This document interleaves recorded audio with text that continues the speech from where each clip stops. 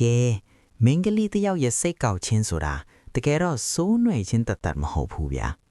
အဲ့ဒီစိတ်ဆိုးချင်းရဲ့နောက်ကွယ်မှာသူမကိုယ်တိုင်အောင်ထုမပြောတတ်တဲ့တောင်းဆိုမှုတွေအများကြီးရှိနေတတ်ပါတယ်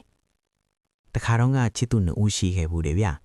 ကောင်မလေးကတခုခုဆိုအယမ်းစိတ်ကောက်တတ်ပြီးကောင်လေးကတော့အမြဲတမ်းလိုက်ချော့ရတာကိုပင်မန်းနေခဲ့တယ်။ဒီနေ့တော့ကောင်လေးကစိတ်မရှိတော့ပဲမေးလိုက်တယ်။မင်းကဘာမဟုတ်တာလေးနဲ့ဘာလို့အမြဲစိတ်ကောက်နေရတာလဲတဲ့။အဲ့ဒီအချိန်မှာကောင်မလေးကမျက်ရည်ဝင်းပြန်ပြောခဲ့တဲ့စကားတစ်ခွန်းရှိတယ်။ငါစိတ်ကောက်တယ်ဆိုတာနင့်ကိုငါနားမှာရှိနေစေချင်လို့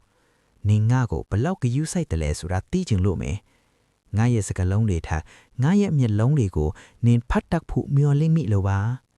။မင်္ဂလေးတွေစိတ်ဆိုးတာဟာအကြောင်းပြခြင်းမရှိတာမဟုတ်ပါဘူး။သူတို့စိတ်ကောက်ရတဲ့အဓိကအကြောင်းရင်း၃ချက်ရှိနေ။နံပါတ်1 attention ဂယုစိုက်ခံချင်တာပါ။နံပါတ်2 insecurity ကိုမလုံခြုံတယ်လို့ခံစားရတာ။ပြီးတော့နံပါတ်3 testing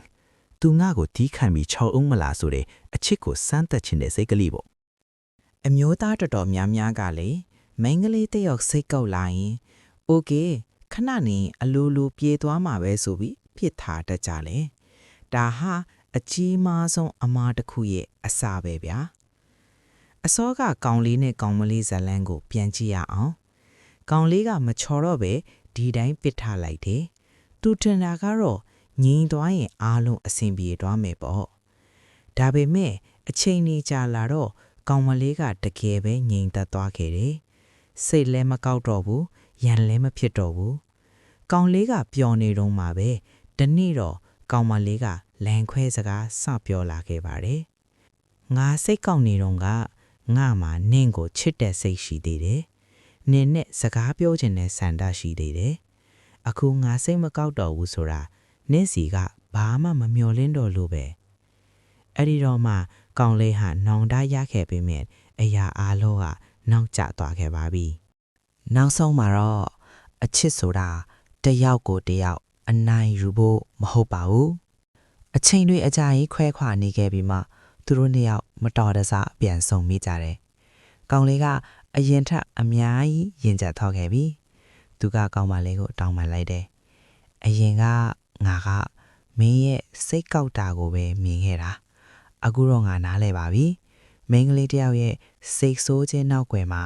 ငါ့ကိုပိုချစ်ပေးပါဆိုတဲ့အတန်တိတ်အော်ဟစ်တန်လေးရှိနေမှန်းကိုပေါ့ဒီနေ့ဗီဒီယိုရဲ့အဓိကဆိုလို့ရင်ကတော့အမျိုးသားတွေအတွက်သူမစိတ်ကောက်တာကိုဝေဒနာလို့မတတ်မှတ်ပါနဲ့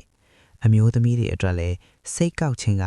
အချစ်ရဲ့ဆေးရောင်ဆုံးဖြစ်နိုင်ပေမဲ့အလွန်အကျွံဖြစ်လာရင်တော့တစ်ဖက်လူကိုပင်မဲစေနိုင်တယ်ဆိုတာသတိပြုရပါမယ်โอเคရှေ့ဆက်ပြီးဘယ်လိုလုပ်ကြမလဲပထမဆုံးအနေနဲ့ငါသိတယ်လို့မပြောပါနဲ့အဲ့ဒီအစားမင်းဘာတွေခံစားနေရလဲဆိုတာငါကိုပြောပြပါ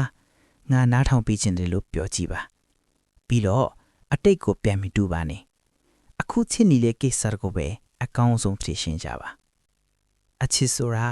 ပြည့်ပြည့်စုံတဲ့လူနှစ်ယောက်စုံတွေ့တာမဟုတ်ပါဘူးအားနည်းချက်တွေရှိနေတဲ့လူနှစ်ယောက်ကတယောက်ရဲ့အားနည်းချက်ကိုတယောက်ကနားလည်မှုတွေနဲ့ဖေးမှညင်းရှေ့ဆက်ကြတာပါ